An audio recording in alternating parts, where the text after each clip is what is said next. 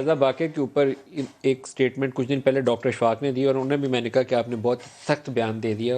انہوں نے بولا کہ جان بوجھ کر انہوں نے اتنا ہائی انٹرسٹ ریٹ بہت طویل عرصے تک رکھا اور ناقابل تلافی نقصان پاکستان کو پہنچایا. تو میرا خیال تھا کہ بہت ہی سخت سٹیٹمنٹ ہے. آج پلوشا بھی ویسے بیان دے رہی ہیں.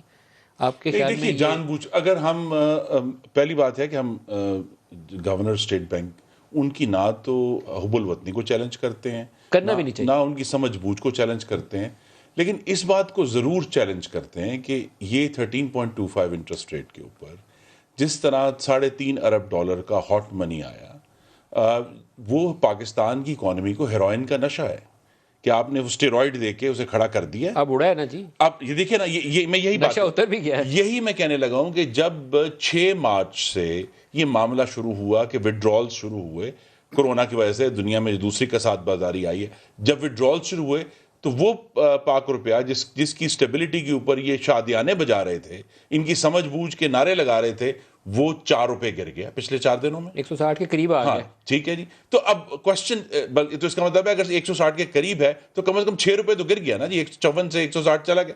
اب سوال یہ کہ یہ جو اس طرح کے جو فیصلے تھے، اگر اس میں بدنیتی کہتے ہیں نہیں شامل، اس میں ملک سے کی دشمنی نہیں شامل، لیکن پھر اس کا مطلب یہ ہے کہ سمجھ بوجھ میں اس قدر کمی ہے کہ اس نے پاکستان کے 22 کروڑ عوام کو، میں پھر کہوں گا، یہ جڑواں سولیوں پر چڑھا دیا. ایک کا نام IMF ہے، ایک کا نام مافیا ہے.